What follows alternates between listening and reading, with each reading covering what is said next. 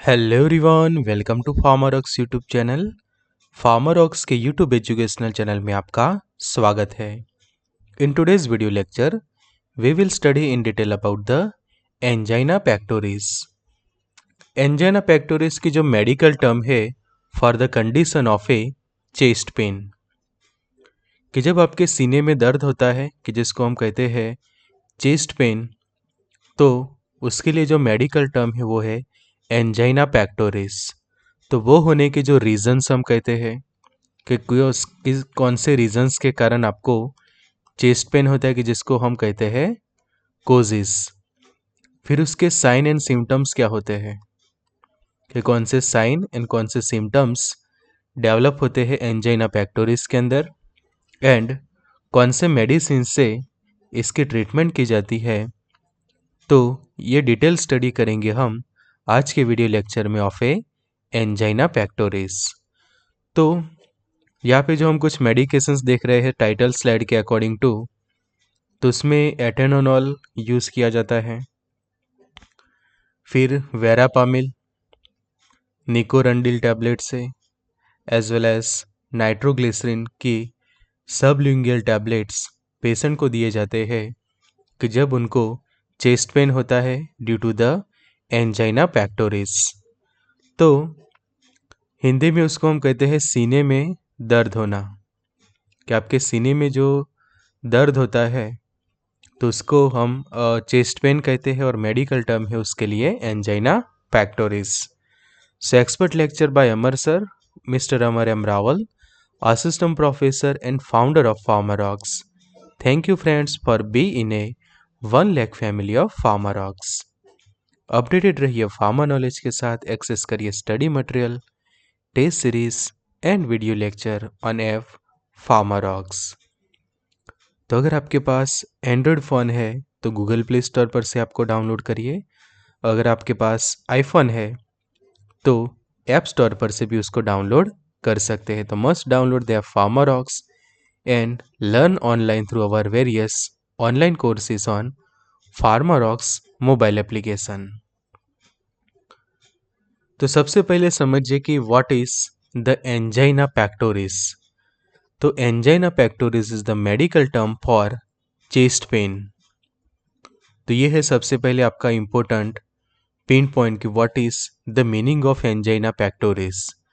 तो जो medical term है फॉर द चेस्ट पेन और discomfort due to the coronary heart disease, कि कोरोनरी हार्ट डिसीज जब किसी पेशेंट को होता है तो उसके अंदर एक सिम्टम डेवलप होता है, that is the chest pain, और उसके कारण जो एक पूरी कंडीशन डेवलप होती है उसको हम कहते हैं एंजाइना पेक्टोरिस। तो it occurs when the heart muscle doesn't get as much blood as they need, कि हमारे जो हार्ट मसल्स होते हैं उनको जितना ब्लड चाहिए उतना प्रॉपर सप्लाई उनको नहीं मिलता। तो उसके कारण क्या होता है कि इम्बैलेंस होता है, ऑक्सीजन जितना उनको चाहिए एज वेल एज ब्लड चाहिए, बिकॉज हमारे जो हार्ट मसल्स होते हैं और जो हमारा हार्ट है उसका जो मेन रिक्वायरमेंट हम कहें तो दो चीज़ सबसे ज़्यादा है। तो हार्ट की रिक्वायरमेंट्स हम कहें तो हार्ट को चाहिए प्रॉपर ब्लड सप्लाई चाहिए उसको प्रॉपरली पहले तो, और ब्लड सप्लाई के साथ साथ जरूरी है उसको प्रॉपर अमाउंट में ऑक्सीजन मिलना। तो supply of blood as well as supply of oxygen, this both are the necessary for the healthy function of our heart. की हार्ट अच्छे से हेल्दी फंक्शन करे उसके लिए ज़रूरी है कि उसको अच्छे से ब्लड मिलना और साथ में ऑक्सीजन मिलना। तो जब हमारे हार्ट के मसल्स को प्रॉपर अमाउंट में ब्लड नहीं मिलता तो उसके कारण जो है वो कोरोनरी हार्ट डिसीज होती है, और उसके अंदर एक सिम्टम है that is the chest pain, कि जिसको हम कहते हैं मेडिकल टर्म्स के अंदर एंजाइना पेक्टोरिस। तो आगे समझिए अब यही टॉपिक के अंदर कि this is usually happens because of one or more of the heart's arteries is narrow or block, that is called ischemia. कि मेडिकल टर्म है आइकेमिया फॉर द नैरोविंग और ब्लॉकिंग ऑफ आर्टरीज, कि जो अब हमारी आर्टरीज ब्लॉक होती है या फिर हो जाती है नैरो, तो उसके लिए जो मेडिकल टर्म है वो है आइकेमिया, की वो कंडीशन को हम आइकेमिया कहते हैं। तो यहाँ पे समझिए क्या होता है एक्चुअली, कि ये जो फर्स्ट है दैट इज द नॉर्मल, ये जो डायग्राम है वो है ब्लड वेसल्स का, ये है हमारी ब्लड वेसल्स कि जो प्रोवाइड करती है ब्लड टू द हार्ट, कि जिसको हम कह सकते हैं, चलो आर्टरी लिख देते हैं।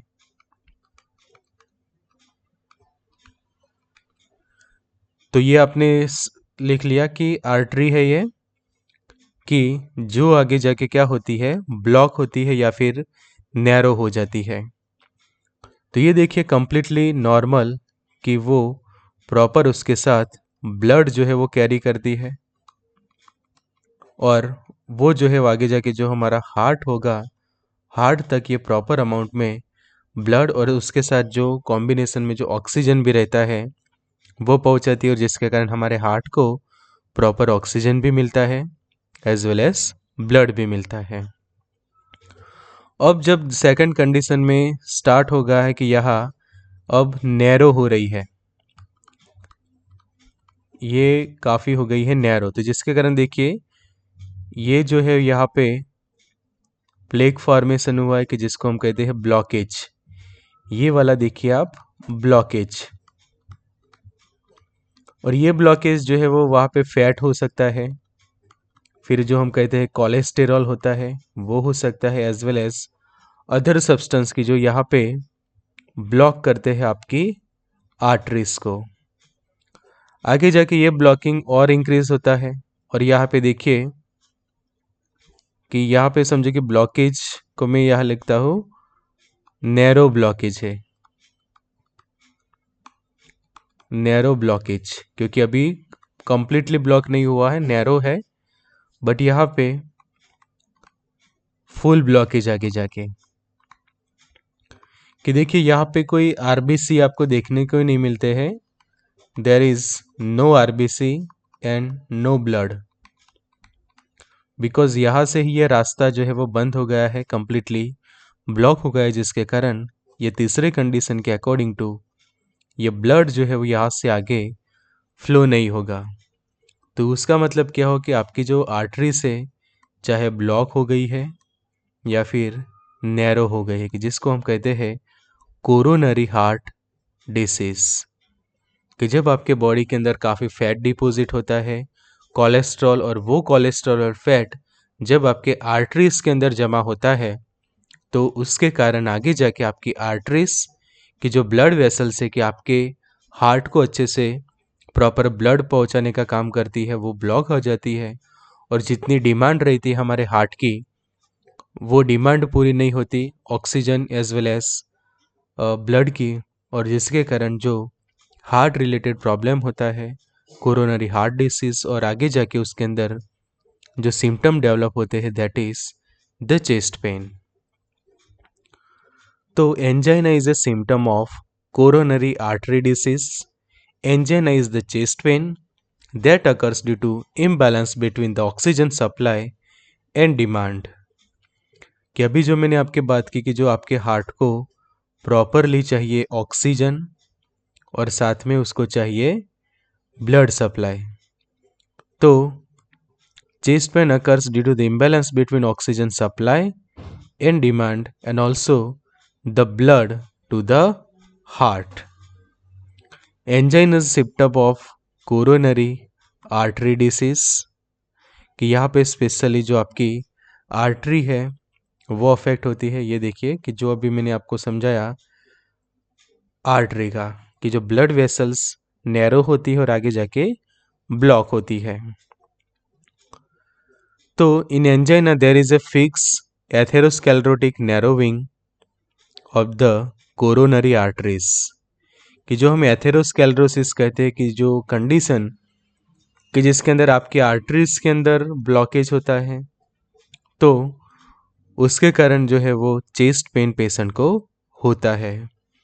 तो यहाँ पे हम देख सकते हैं कि जो सीने में दर्द हो रहा है पेशेंट को, तो उसका रीज़न हो सकता है कि उसकी कोरोनरी आर्टरीज के अंदर ब्लॉकेज है या फिर वो नैरो हो गई है। तो how the chest pain occurs,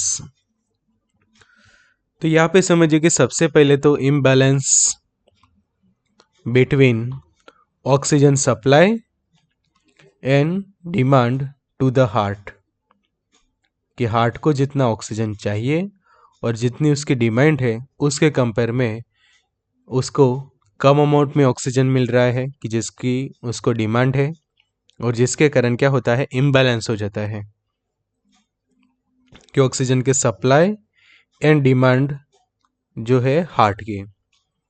second, blood flow to endocardium occurs mainly during the diastole, कि जब आपका हार्ट डायस्टॉल कंडीशन में होता है उस वक्त जो ब्लड फ्लो होता है टू एंडोकार्डियम्स, जब पेशेंट रेस्ट में होता है और आप जब रेस्ट कंडीशन में होते हैं, the patient does not develop the pain, because उस वक्त हार्ट भी आपका डायस्टोलिक मोड पे है, रेस्ट मोड पे है, तो उस वक्त आपको पेन नहीं होगा, because demand is also less which can be meet even with reduce flow, कि फ्लो जब रिड्यूस होता है उस वक्त कि जो ब्लड फ्लो रिड्यूस हुआ है as well as oxygen supply कम है, तो भी उस वक्त चलेगा, बिकॉज जो आपका हार्ट है वो डायस्टोलिक मोड पे है, सिस्टोलिक नहीं है, डायस्टोलिक मतलब कि जो हम कहते हैं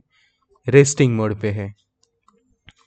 तो जब पेशेंट रेस्ट करता है, मतलब कि एट द रेस्ट, कि जब हार्ट रेस्ट में होता है, ऐसा नहीं कि पेशेंट रेस्ट कर रहा हो, जब हार्ट रेस्टिंग कंडीशन में है मतलब कि डायस्टोल पे है, तो डायस्टोल मोड पे पेशेंट को पेन जो है वो डेवलप नहीं होता, बिकॉज डायस्टोल के दौरान जितनी डिमांड होती है वो डिमांड जब ब्लड फ्लो लो होता है तो भी फुलफिल हो ही जाता है, बट सिस्टोलिक के दौरान जो है वो ज़्यादा ब्लड चाहिए, तो उस वक्त जो है वो पेशेंट को जो है वो पेन होता है।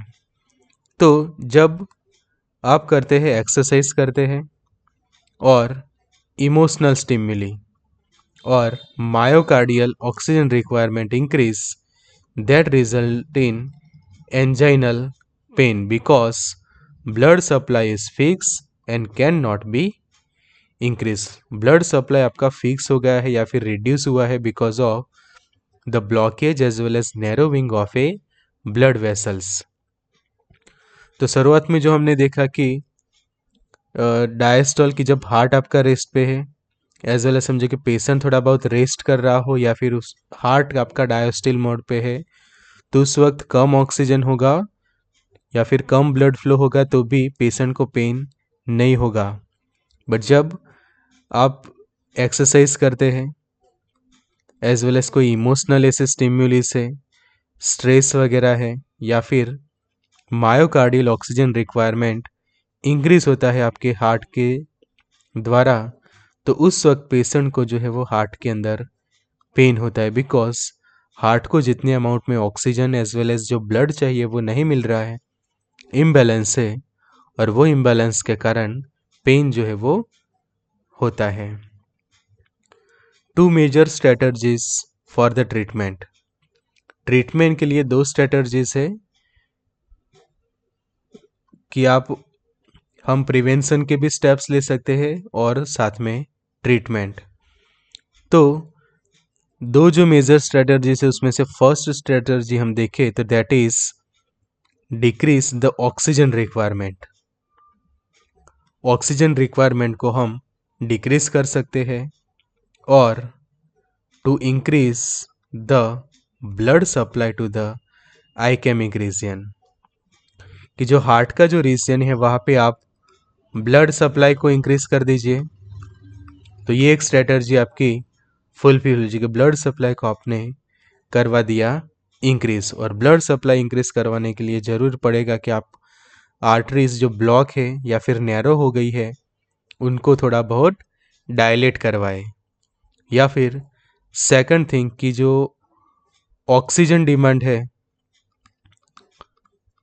ऑक्सीजन की डिमांड को साथों साथ डिक्रीज करवाए। कि ऐसे दो रीजंस के जिसके कारण पेन होता है वो दोनों रीजंस को हम यहाँ पे ट्रीट कर देंगे और जिसके कारण पेशेंट जो है वो रिलीफ फील करेगा। तो ये बात हुई मेडिकेशंस या फिर प्रिवेंशन या फिर ट्रीटमेंट की। उससे भी क्योर ना हो तो आगे जाके पेशेंट को सर्जरी भी करवानी पड़ती है, कि जो ब्लॉकेज है वो सर्जरी करके हटाना पड़ता है, जिसके कारण ब्लड वेसल्स जो है वो फिर से नॉर्मल हो जाती है। तो एंजाइना पेक्टोरिस के हम समझते हैं डिटेल में कोजिस, कि कौन से ऐसे रीजंस है, कौन से ऐसे रीजंस है कि जिनके कारण किसी भी पेशेंट को एंजाइना पेक्टोरिस होता है।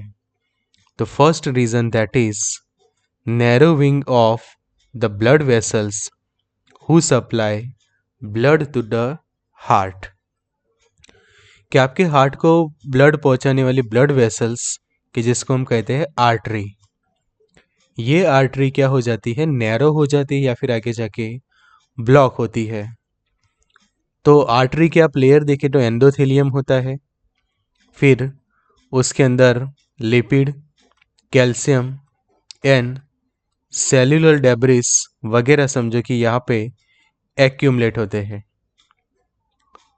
कि जब आपके खाने के अंदर, आपके फूड के अंदर अनहेल्दी डाइट से और अनहेल्दी डाइट्स के तौर पे आपके खाने में फैट एक्सेसिव अमाउंट में है, एज वेल एज उसके कारण आपके बॉडी के अंदर कोलेस्टेरॉल ज़्यादा जा रहा है या फिर कोलेस्ट्रॉल इंक्रीज हो रहा है। फिर सेल्यूलर जो डेब्रिस जो होता है, सेल्यूलर डेब्रिस जो हम कहते हैं या फिर जो सेल्यूलर वेस्ट हम जो कहते हैं वो इंक्रीज होता है, और वो सब यहाँ पे आपकी ब्लड वेसल्स के अंदर क्या होता है, जमा होते हैं। तो ये जैसे शुरुआत में तो उसका थोड़ा लेयर होता है, फिर लेयर उसके बढ़ते जाते हैं और आगे जाके वो फिर ब्लड वेसल्स के जो पाथवे है उसके अंदर क्या प्रोड्यूस करते हैं, ब्लॉकेज। और ये ब्लॉकेज के कारण जो प्रॉपर अमाउंट के अंदर जो ब्लड फ्लो होता है वो होता है डिक्रीज। तो उसकी जो कंडीशन है second reason that is atherosclerosis. Atherosclerosis means buildup of fat, cholesterol and other substances in and on your artery walls, कि जिसको हम कहते हैं plaque, which can restrict the blood flow. कि वो क्या करता है, आगे जाके आपका जो ब्लड फ्लो है उसको रिस्ट्रिक्ट करता है और उसको करता है डिक्रीज। तो ये एक आप याद रखो। तीसरा जो पॉइंट है that is coronary artery disease, कि जिसके कारण भी पेशेंट को क्या होता है, ब्लड फ्लो जो है वो डिक्रीज होता है due to the blockage of coronary arteries. तो ये narrowing of blood vessels, second that is atherosclerosis and third that is coronary artery disease. तो ये तीन जो हम कहे तो मेजर कोजेस हम कह सकते हैं। कैसे कोजेस, मेजर कोजेस। तो ये मेजर कोज है किसी भी पेशेंट को एंजाइना पेक्टोरिस होने का। तो ये आर्टरी का narrow as well as block हो जाना is the main major cause of a angina pectoris. अब ये बात हुई कि नैरोविंग हो गई ब्लड वेसल, पर ये ब्लड वेसल्स नैरो क्यों हो जाती है, फैट कहाँ से आता है और क्यों ये एक्यूमुलेट होता है, कोलेस्ट्रॉल कहाँ से आता है, या फिर सेल्यूलर डेब्रिस क्यों इंक्रीज होते हैं। तो वो रीजन हमारी नेक्स्ट स्लाइड के अंदर है, that is the lake of exercise. कि जो फैट इंक्रीज होता है वो किसके कारण? एक तो एक्सरसाइज आप बहुत ही कम करते हैं और आपकी लाइफस्टाइल जो है वो सेडेंटरी लाइफस्टाइल है। सेडेंटरी लाइफस्टाइल के दो इमेजेस यहाँ पे आप देख सकते हैं कि जो यहाँ पे इमेज नंबर 1 देख सकते हैं और this is the image number 2। This both are the condition for this one कि lack of exercise and sedentary lifestyle. कि यहाँ पे आप देख सकते हैं कि दोनों पिक्चर्स के अंदर कि जो पर्सन है उसकी जो लाइफस्टाइल है वो सेडेंटरी है, मतलब कि एक ही जगह पे ज़्यादा टाइम जो है वो पर्सन बैठा रहता है। प्लस उसके डाइट के अंदर भी जो हम कहें तो अनहेल्दी डाइट है। अनहेल्दी डाइट, एक साइड आपके एक्सरसाइज आप कम करते हैं, साथ में आपकी लाइफस्टाइल भी ऐसी है कि जिसके कारण आपको एक्सरसाइज आपकी कम होती है। तो इस टाइप की लाइफस्टाइल के आप फूड भी ऐसा ले रहे हैं कि जो हम कहते हैं कि जंक फूड जो है वो आप एक्सेसिव अमाउंट में ले रहे हैं। ऐसा नहीं है कि ये सब आप यूज़ ना करें, बट यूज़ करने के बाद समझो कि आप प्रॉपर एक्सरसाइज करते हैं, सामने ऐसे आप प्रिकॉशंस भी लेते हैं, तो जिसके कारण जो है वो आपकी हेल्दीनेस बनी रहती है। बट इसका आप एक्सेसिव अमाउंट में यूज़ करें सभी टाइप के जंक फूड का, एज वेल एज आप जो है आपकी लाइफस्टाइल सेडेंटरी बना देते हैं कि आपके लाइफ में एक्टिवनेस बहुत कम है और बैठे रहना ज़्यादा होता है, एक्सरसाइज एकदम रिड्यूस हो जाए या फिर there is no exercise in your life.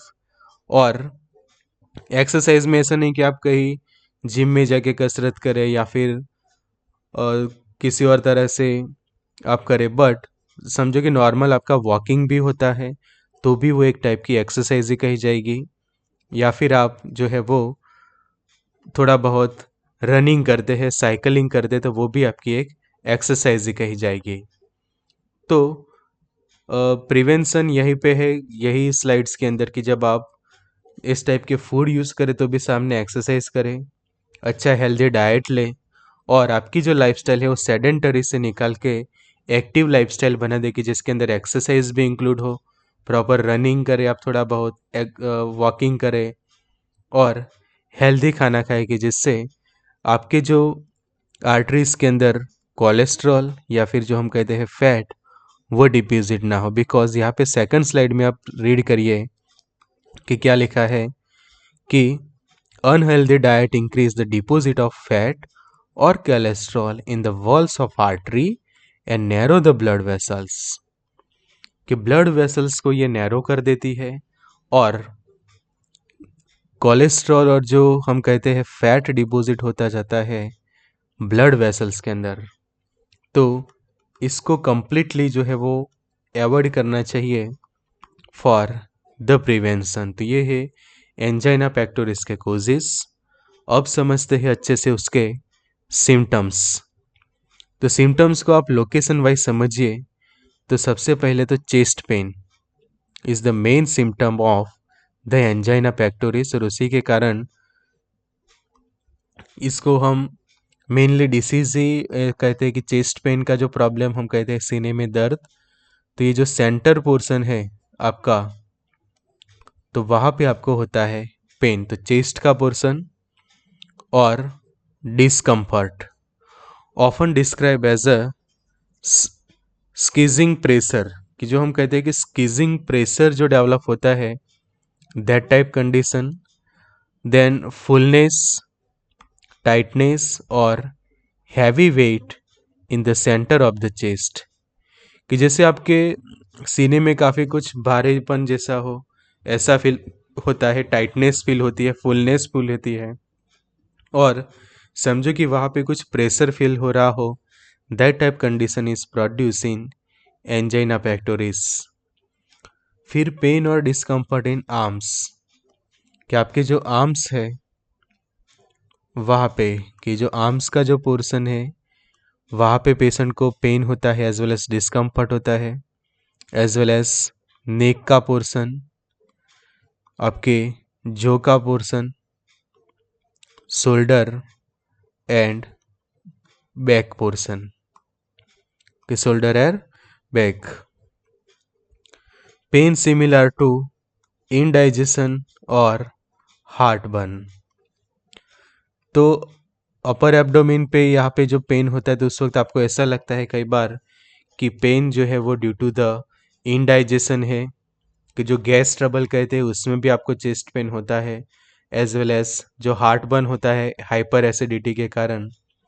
तो जरूरी है प्रॉपर उसका डायग्नोसिस करवा लेना, बिकॉज आप ऐसा समझते रहे कि आपको गैस ट्रबल के कारण या फिर हार्ट बर्न के कारण चेस्ट पेन हो रहा है, तो इसको लाइटली ले लेना चाहिए, तुरंत जो है करवा लेना चाहिए डायग्नोसिस, क्योंकि डायग्नोसिस से ही पता चलेगा कि जो चेस्ट पेन है उसका मेन रीज़न क्या है। अगर रीज़न इंडाइजेशन या फिर हार्ट बर्न निकलता है तो आप उस तरह से ट्रीटमेंट करवा के एसिडिटी की ट्रीटमेंट करवा सकते हैं, इंडाइजेशन का ट्रीटमेंट करवा सकते हैं। बट समझो कि उसके रीजंस ये निकलते हैं कि एंजाइना पैक्टोरिस से आपको, तो उस टाइप की प्रॉपर आपको फिर आगे ट्रीटमेंट चाहिए। फिर shortness of breath and tiredness भी होता है पेशेंट को इन दिस चेस्ट पेन। तो ये है सिम्टम्स। अब आगे जो बात की हमने कि पेशेंट को नोजिया भी जैसा भी लगता है, स्वेटिंग पसीना होता है एंड डिजीनेस होती है, वो भी सिम्टम्स जो है वो कुछ पेशेंट्स के अंदर देखे जाते हैं। तो अभी जो बात की उस तरह से प्रॉपर तुरंत डायग्नोसिस करवा लेना चाहिए ऐसे सिम्टम्स हो, तो that are the first electrocardiogram की, जिसको हम कहते हैं ईसीजी करवाना, कि तुरंत आप कार्डियोलॉजिस्ट को अच्छे से कंसल्ट करके आपका ईसीजी करवा दें, या फिर फिजिशियन डॉक्टर को आप बता के अच्छे से आपका इलेक्ट्रोकार्डियोग्राम निकालते हैं, कि जिसको हम कहते हैं ईसीजी।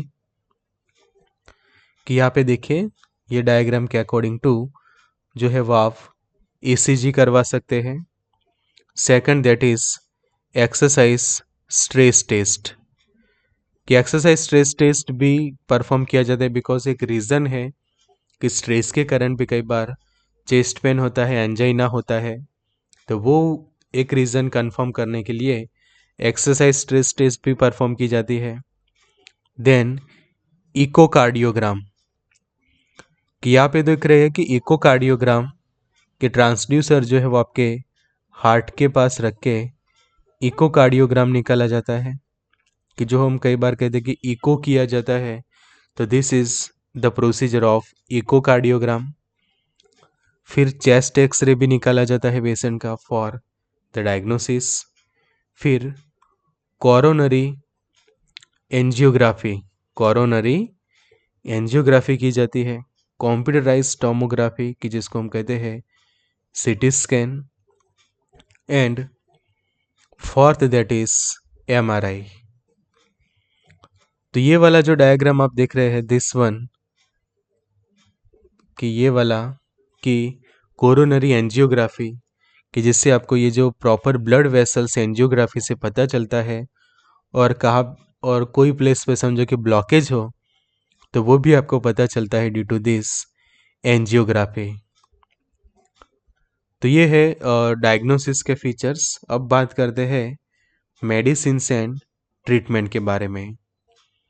तो following are the medications which are used to treat the angina, that are nitrates, aspirin, beta blockers, calcium channel blockers, फिर blood pressure lowering medications, ranolax ranolazine, की जिसका ब्रांड नेम रेनेक्सा है, एज वेल एज स्टेटिन्स भी patient को दिए जाते हैं। तो नाइट्रेट्स के अंदर समझते हैं कि नाइट्रेट्स के अंदर ग्लिसरीन ट्राइनाइट्रेट, की जिसको हम कहते हैं नाइट्रोग्लिसरीन। तो नाइट्रोग्लिसरीन के जो सबलिंगुअल्स टैबलेट होते हैं वो वाइडली प्रिस्क्राइब किए जाते हैं एंजाइना पैक्टोरिस के पेशेंट्स को। फिर आइसोसोर्बाइड डाइनाइट्रेट, कि यहाँ पे आप देख सकते हैं आइसोसोर्बाइड डाइनाइट्रेट के tablets, this are also use to treat the angina pectoris. फिर isosorbide mononitrate, erythrityl trinitrate, pentaerythritol, tetranitrate and amyl nitrates. तो ये सभी मेडिकेशंस को नाइट्रेट्स क्लास के मेडिकेशंस कही जाती है कि वो प्रिस्क्राइब की जाती है for the treatment of angina pectoris. उसके बाद जो कैल्शियम चैनल ब्लॉकर्स, और उसमें भी सिर्फ वेरापामिल एंड डिल्टीएजम ही, कि जो है DHP डाइहाइड्रोपिरिडिन्स क्लास के कैल्शियम चैनल ब्लॉकर्स की जो है long acting use in angina. तो सिर्फ वेरापामिल और डिल्टीएजम ही यूज होते हैं, दूसरे हम यूज नहीं करते।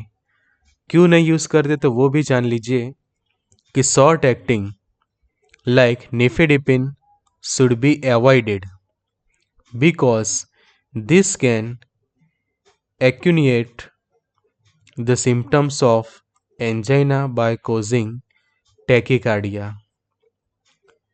कि उससे जो कंडीशन और ख़राब हो सकती है, टैकीकार्डिया कर सकता है।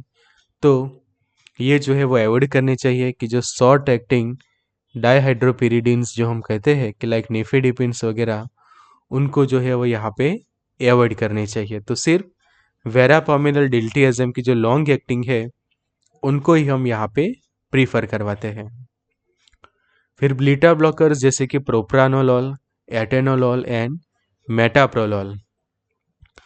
तो ये 3 जो बीटा ब्लॉकर्स है वो वाइडली यूज होते हैं for the treatment of angina pectoris by slowing the heart rate. By slowing the heart rate, beta blockers reduce the oxygen demand of the heart and reduce the frequency of angina attacks in patient with angina pectoris। कि जो हमने strategy बनाई थी कि एक oxygen demand को reduce करे, तो ऑक्सीजन डिमांड को रिड्यूस करने की जो काम करती है ये बीटा ब्लॉकर्स की, जैसे कि एटेनोलॉल है, propranolol and metoprolol. Guidelines recommend beta blockers as the first line treatment in patient with angina, either on their own or in a combination with calcium channel blockers। तो ये एक important pin point है for the treatment of beta blockers. फिर समझिए potassium channel openers, कि उसके अंदर medicine है निकोरंडिल, is the agent that cause coronary dilation by activating myocardial ATP sensitive potassium channel. तो पोटेशियम चैनल को ओपन करता है, ये समझिए पोटेशियम चैनल ओपनर्स मेडिकेशन निकोरंडिल के टैबलेट्स की जो 5 mg या 10 mg की स्ट्रेंथ में आती है। तो यूजुअली शुरुआत की जाती है लोअर डोज से, and it works by relaxing and widening our blood vessels, कि ब्लड वेसल्स को रिलैक्स करता है, डायलेट करता है, उनको वाइड करता है, which increases the supply of blood and oxygen to the heart. This help to reduce the chest pain which cause by the angina. तो ये क्या करते हैं, पोटेशियम चैनल को ओपन करते हैं and activate the ATP sensitive potassium channels. और वो पोटेशियम चैनल ओपन होने के कारण जो आपके ब्लड वेसल्स कॉन्ट्रैक्ट हो गई थी, नैरो हो गई थी, तो वो हो जाती है रिलैक्स। फिर एक ऑप्शन है रेनोलाजिन। तो क्या करता है, reducing the flow of calcium into the cell. Cell के अंदर कैल्शियम का फ्लो जो है वो रिड्यूस करता है, and ranolazine thought to help to heart to relax. कि हमें पता है कि जब कैल्शियम डिपॉजिट होता है तो वो कैल्शियम का काम ही होता है कॉन्ट्रैक्शन करवाना। तो कैल्शियम की एंट्री हम रिड्यूस करवा देंगे तो ऑटोमेटिकली सामने जो है रिलैक्स हो जाएंगे आपके मसल्स, और वहाँ पे समझो कि हार्ट मसल्स है, उसके रिलेटेड सेल्स है, तो वो रिलैक्स हो जाएंगे एंड इम्प्रूव होगा blood flow to the heart muscles and relieving the symptoms of angina pectoris. तो ranolazine extended release tablets available होती है कि जिसकी स्ट्रेंथ ये रहती है यूजुअली 500 mg। नेक्स्ट है कुछ न्यू मेडिकेशन से like ivabradine. Ivabradine is a new drug for angina. कि यहाँ पे आप देख सकते हैं इवाब्राडिन हाइड्रोक्लोराइड के जो tablets, Coralan 7.5 mg. It is known as a bradycardiac agent. उसको क्या कहते हैं? Bradycardiac agent, as it decrease the heart rate without affecting the conduction और कॉन्ट्रैक्टिलिटी. कि कॉन्ट्रैक्टिलिटी एंड कंडक्शन को अफेक्ट किए बिना ही वो हार्ट रेट को रिड्यूस करता है. ब्रेडिकार्डियक एजेंट कहा जाता है बिकॉज रिड्यूस करता है heart rate.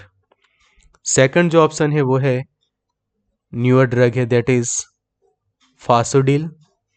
Is a selective rho और आरएचओ और रो काइनेस, कि जिसको रॉक इनहिबिटर हम कहते हैं. कि यहाँ पे देख सकते हैं fasudil hydrochloride 10 mg in store at -20°C. Sorry, store at 20°C. और ये जो है वो रिसर्च यूजेस के लिए ही अभी तक अवेलेबल है. तो ये खास फॉर रिसर्च यूज ओनली. तो अब इसके ऊपर अभी रिसर्च चल रहे हैं कि जो न्यूअर ड्रग है फॉर एंजाइना. तो ये जो रिसर्च है वो इसके ऊपर है कि जो रॉक जो हम कहते हैं कि एक एंजाइम है that play important role in vasoconstriction and cardiac remodeling. तो अगर समझो कि ये एंजाइम को हम इनहिबिट कर दे तो आगे जाके जो वासोकंस्ट्रिक्शन होता है उसकी जगह वासो डायलेशन होगा. तो उसके ऊपर काम करती है ये मेडिसिन फासोडिल. तो ये सभी पॉइंट्स आपके लिए एमसीक्यू के लिए मोस्ट टाइम पे बन सकते हैं. कि जब आप एग्जामिनेशन रिलेटेड एमसीक्यू की तैयारी करते हैं तो ये एमसीक्यूज के लिए कि इवाब्राडिन की हम बात करें, फासोडिल या फिर जो प्रीवियस ईयर जितने भी पॉइंट्स हमने सीखे, this all are very very important for MCQs as well as viva, as well as जब थियरी के अंदर आपको ब्रीफ नोट पूछी जाती है या फिर आप प्रैक्टिस कर रहे हैं तो ये सब नॉलेज भी आपके लिए काफ़ी इम्पोर्टेंट है. So thank you friends for watching. ज़रूर से वीडियो को लाइक करिए, कमेंट्स करिए, शेयर करिए एंड चैनल को सब्सक्राइब करिए. ज्वाइन कर सकते हैं व्हाट्सएप ग्रुप. ये वाला व्हाट्सएप हेल्पलाइन नंबर है. ऐप भी अवेलेबल है फार्माडॉक्स का कि जहाँ पे आप study material, test series, video lecture वगैरह एक्सेस कर सकते हैं. तो good luck and all the best.